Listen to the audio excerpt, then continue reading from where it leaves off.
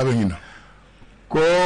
Bakari ma ko ale ne te kele ko afoye ke eta elege wili bali parce que bi kuma ere ko Bamako matlo bula ni magni kinyete o kiso Mamad le kiso afwa Bakari bari nkungana nindo maso kalila ibe fugula bodro bara bekle ma Bakari ko fato ke ata ko dia nyinga fato ke sisa koma ko ya foye mba fe sisa ikanyini nganye ko fato ke tokoni voilà aya de mobile kuyo nyina comment ale c'est voilà aya de mobile nyina kono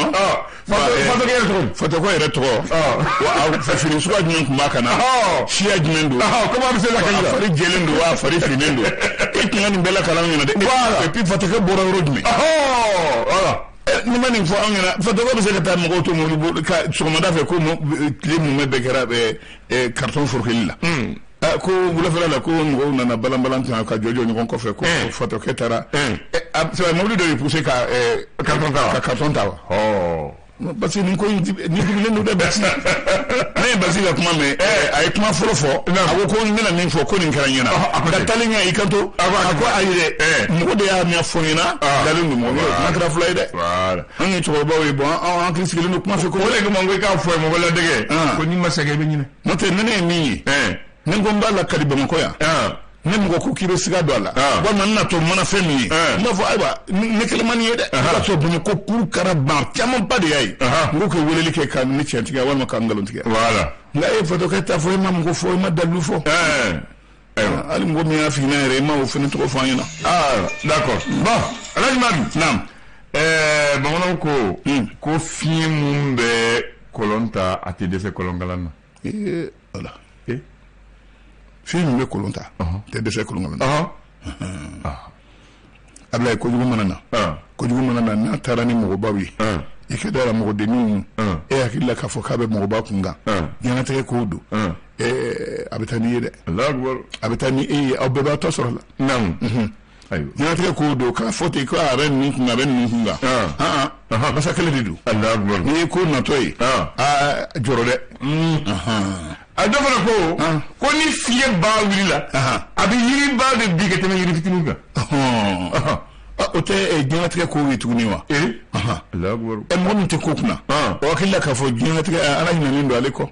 hina nkera aliko Allah akbar ala ya hina ko nan foloda hina na damuna ko wa ko mana wuli ka be mo bawde kunga odun o kuma cheke nga mo ki sigine ko doye fo basakale dude Allah akbar kasara iba damne kuma do ba talaba kuma do ne abata wolo fenfe na maka alaika do ko ni buguli damni dugutila ko ni dige blagroko yoro ko ne na fara ko gusili kon bi ka damna dugutila ali de ramu do buta sura Allah akbar mo shitetu kabako ye kuma mun fo ka bana damne abla ni ba mi salu de professeur yamlili amisa ye da ya damne ni mi ya damne yera ya fo foto ci suwa belajele nga belajele me kuma kelin dila Allah akbar ni ko wuli kana mi ko kiti tasora re ka be ka saudi kunga baby tasora Allah akbar bismillah karamu de Abdoulaye namu amba a'udhu billahi minash shaitanir rajim bismillahir rahmanir rahim bi arabai namu nekalot le duru sama fla an mo gon kili abla an shira herela ala kant le herela amin gafe bambulu ami singol kalola araba le muga anisaba ete kalo yobara kalo yobara ba ayubara sikatolo bismillah karamu nek Abdoulaye nam informateur information bakano soir ne Bamako wula akumana wula fe kuma bala wula fe kuma nyumana kala nam o keleme karash basha na fa batini fata se ka surna doni kelama no itapoye nam ko kulu flamin be anga surna doni anga sharatu to wala sam an sinima akelengele ma fa ngon kan jene de akelengele bela jele ka dalu fo ko Mohamed Ali Bachili rasbasha ni metro kasun tapo ko doma kanala kan yeshi oduma aywa ku ye umutuche nam fonni mi reborala ko kama rufneti usigo kokoro aywa uba ko sama anake kubila tayre ni muma aywa o kuma bia alima sise an ka Tombouctou ka muso in ani u y'a bila ka taa Maroc an ka faamaw ka laɲini kɔnɔna na ko ka d'a kan siga kɛra ma an ka kɛnɛ tigilamaaw bolo ko den wolonwula ko i ka dɔn ko de b'a dɛbɛ la nka ko a baara tɛna se ka kɛ anw fɛ yan minɛntanya yɛrɛ ma ko nka ko muso ye taara laban mun ma a taara Maroc an ka faamaw ka laɲini kɔnɔna la musaka bɛɛ b'olu tɔgɔ la ministre min sinnen bɛ kɛnɛya ko ma ale nisɔndiyalen de ye nin kuma fɔ dɛ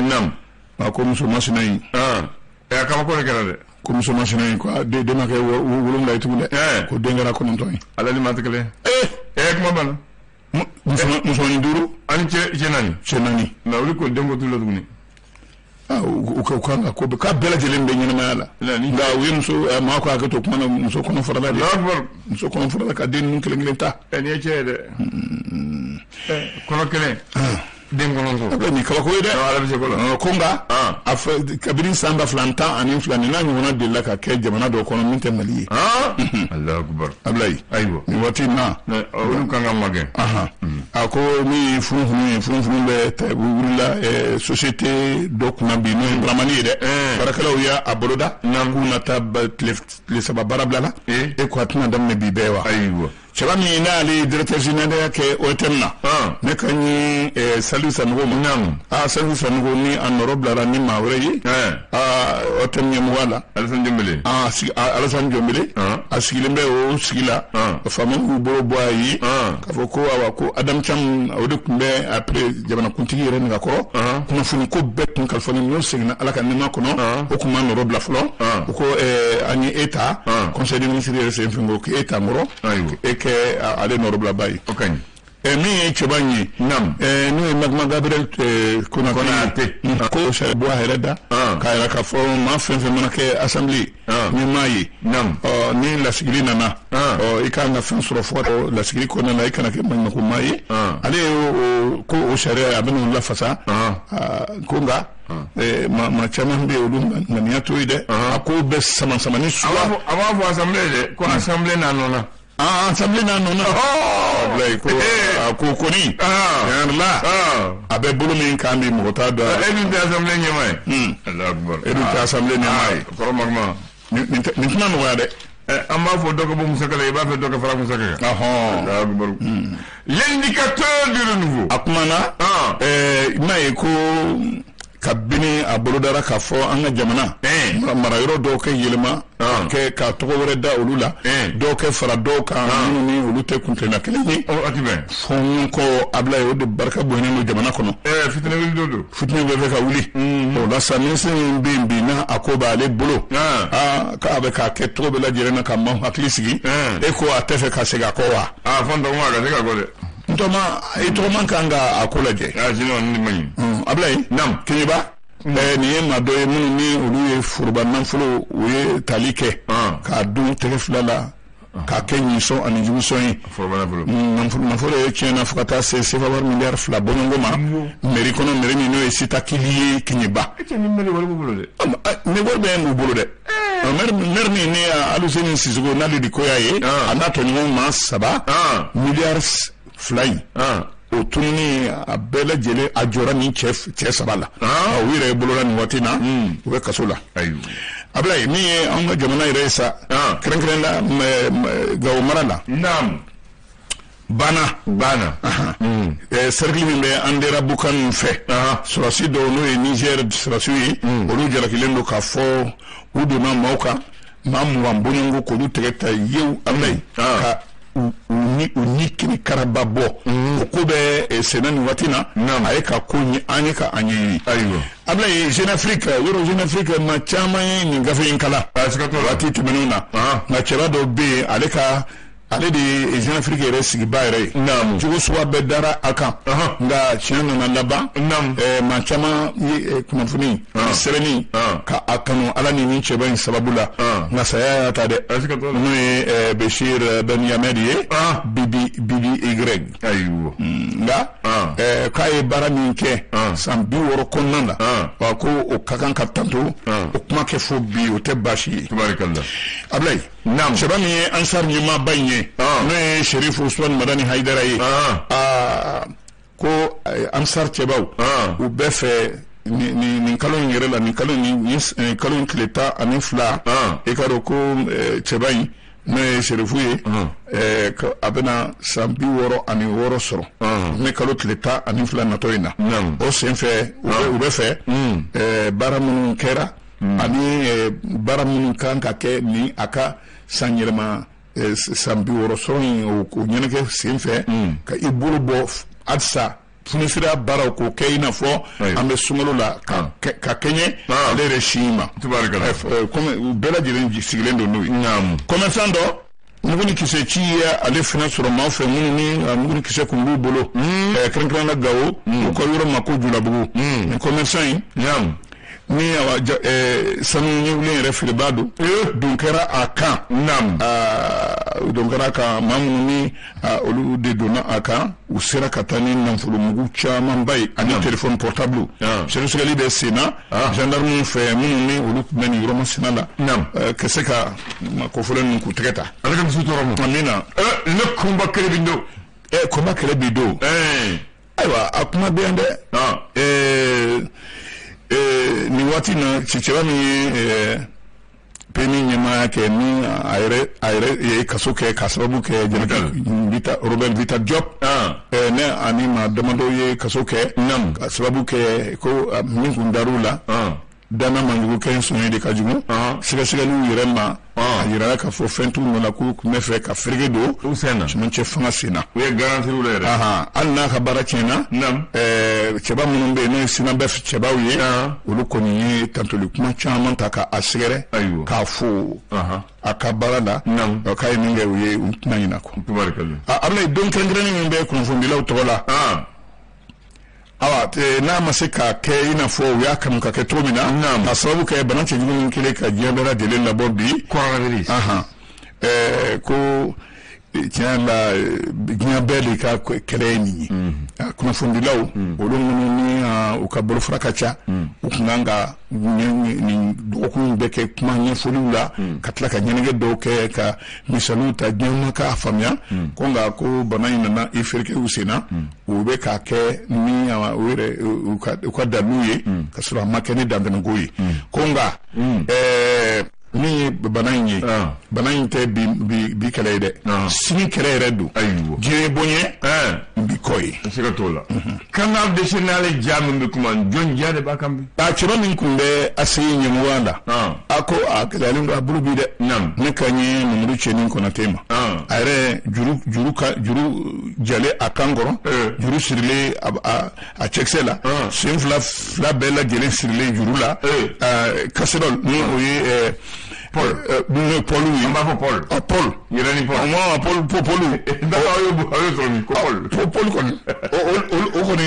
o sirila sen na a ye k'o sama. A ta kan ye mun ye. A wɔsiji yɛrɛ bɛ ka jigin dɛbɛ.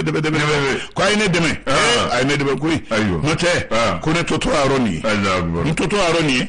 Awa a na kɛ ko bɛ i ni maaw cɛ. A kɔni sɛgɛsɛgɛli don nin waati a ko sɛgɛsɛgɛlen don nin waati in na. Ko ka tɛgɛrɛ fɔ maa ye maa min ni o ye Aluseni Ɲɔnɔ ye ale ni PMI ɲɛmaaba in ye bi a tɛmɛna tɛmɛsira min fɛ u ye dantigɛli kɛ ale de ye Vital Robert Diop ale o nɔrɔ bila ko tɛgɛrɛ tɛ se ka fɔ Mamadu Cɛni Konate ye PDG min ye ACI 2000 ɲɛmaakɔrɔ in ye ko ka d'a kan wale dɔ tɛmɛna a ka baara kɛcogo la agence de gestion immobilière ko donna nataw la a kɛto ka taa kube la dɛ k'a sababu kɛ a ye parcelle 4 a y'olu feere k'a minɛ maa dɔw la minnu kun ni olu kun y'a san k'a ko la segin a bɛnnen den dɔ ma o ye ekɔliden yɛrɛ ye o b'a a yɛrɛ fɛ yen o ni an ka foroba baarakɛ yɔrɔ ninnu k'a feerecogo suwa min ka di i ye Ablaye ko tiɲɛ la o fana o ma kɛ sariya kɔnɔ o bɛɛ lajɛlen ye ko ye minnu n'a bɛ se ka ko la sa a yɛrɛ ma info matin information jumɛn de b'a la information min b'a la awa nin waati na ɲininkali kelen bɛ nafolo min ni a fɔra ko kan ka don an ka kalataw da fɛ a nafolo barika ka bon dɛ siga t'o la a nafolo yɛrɛ a bɛ t'i jɔ miliyari 100 ani miliyari 10 ani kɔ la nka faso ko kɔ se t'ale ye a musaka t'a bolo nka a ye an dɛmɛbaaw n'o ye nanzara jamanaw ye olu yɛrɛ i welela a ɲɛfɔli kɛ olu ko ko an sɔnna an n'an bolo don an kun olu bɛna sefa wari miliyari 50 bɔɲɔgɔnko olu bɛn'u bɔ anw ye k'a fara anw ta kan an yɛrɛ ko dɔ bɛ anw bolo ko nka ni min ye nin ye ɲininkali kelen bɛ n'a sɔrɔ tiɲɛ yɛrɛ la ni musaka bɔ yen ni o bɛ se ka kɛ dalu ye mɔgɔw bolo ka kɛ sinsin yɔrɔ mɔgɔw bolo k'a fɔ ko ni o sɔrɔla ko kalata a bɛ kɛ kalata ɲuman ye o jaabi tɛ mɔgɔ si bolo Nouvelle Horizon kumana Nouvelle Horizon kumana ni waati na dantigɛli kelen bɛ ka fɔ min ye Mali dɛmɛni ye ka kɛ décentralisation ye PAD Royaume de Danemark ale ko ni Mali tɛ sa a ko kɔrɔ olu b'i bolo bɔ Mali ye sefa wari miliyari 1 ni miliyɔn 35 ani 90 a n'a kunkanfɛn u y'o di Mali ma mana bɔ sa min ye sefa yɛlɛmani ye ka yɛlɛma dɔ don sefa ko in na Faransi ko ale bɛna sefa wari miliyari 5 bɔɲɔgɔnko ale bɛna o segin BCEAO ma Ablaye nin waati na nin waati na dantigɛli kelen bɛ k'a fɔ lakana ko min kelen bɛ k'i kunda Mali kan ni bamanciw bɛ ka i sago ka an ka marayɔrɔw la u kɛlen ka fɛn min yɛrɛ kɛ bi n'u ka jugu n'a tɔ bɛ ye fali yɛrɛ bɛ ka dɔgɔya u bɛ ka don lɔkɔlisow de la kalan bɛ kɛ yɔrɔ o yɔrɔ ka kalansow datugu maa fɛn fɛn mana u kan kɔrɔbɔ u bɛ sɛ suma ci nun na n'u dun tora nin ma ta don n'a nataw la an ka lɔkɔlisow ko olu bɛna bolo jumɛn kan denmisɛnnin minnu n'olu kan ka nin kalan kɛ o waati mana tɛmɛ kan Ablaye ko jɔn na se ka o ko latile don n'a nataw la an bolo o de ko kuruma yɔrɔ yɛrɛ ye mɔgɔ t'a dɔn a bɛ taa laban min yɛrɛ ma sɔgɔmada na kuma in nin teliya la Nouvelle Horizon ayiwa Alhaji Madu naam kɔrɔlen dɔɔni fɔ Bakari Sise ye dɛ kɔrɔlen dɔɔni fɔ Bakari ye wala komi kuma n'i ye fɛn fɔ a b'a fɔ ko dalu bon n bɛna min fɔ nin nin mana kɛ dalu ye Bamako a mɔgɔkɔrɔbaw ka dɔgɔ minnu bɛ se ka nin kuma lase an ka to ɲɛrew ma Bamako dugutigilakaw olu kɔni n y'a to olu ma parce que olu bɛ kuma lase ni min ye nɔrɔbila kɛ i b'a sɔrɔ cɛkɔrɔbaw ni ɲɔgɔn cɛ u bɛ kuma lase ɲɔgɔn ma n ye kuma to olu bolo n bɛna min fɔ Baxi pharmacie jour et nuit o kɔfɛlanin na kɔlɔnba dɔ tun bɛ hali sisan kɔlɔn in bɛ pharmacie jour et nuit a filɛ nin ye yanni ka se agent Dramane voilà justement yanni ka se o yɔrɔ ma yanni ka se docteur Diané ala kɛ hinɛ na u ka cabinet ma o selikɛnin kɔnɔna don kɔlɔn belebeleba dɔ de kun senna nanzaraw fɛ an bɛ o donni kama ɲɛrew tun bɛ sigi yen nɔ nka ni mɔgɔw tun bɛ jurufilen na jigin Ablaye ni jurufilen tigɛra ko i bɛ taa sɔrɔ bada la i bɛ taa jurufilen sɔrɔ bada la o dama min kɛra ale hakɛ t'a la ni i mɛnna kɔni don dɔ kɔni i bɛ t'i ka jurufilen sɔrɔ bada la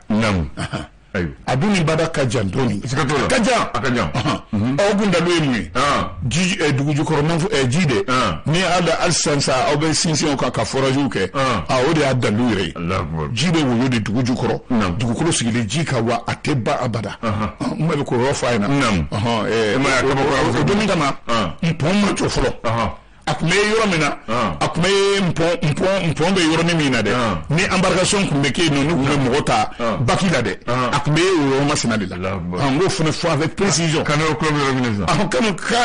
yanni ka se Canoë club ma kɛ o tɛ kanbɛsi bɛ yɔrɔ min na gendarmerie bɛ yɔrɔ min na dɛ so kunkurunin bɛ yɔrɔ min na mɔgɔ min sɔrɔ yan Baxi Seko kuma a Seko fala gendarme ka so andan ne kɔni tɛ yan e bɛ se ka nin tɛgɛ minɛ ka Bamako tɔgɔ fɔ a ye fo n'a kɛra a ye min kɛ a ma ji tɛ yen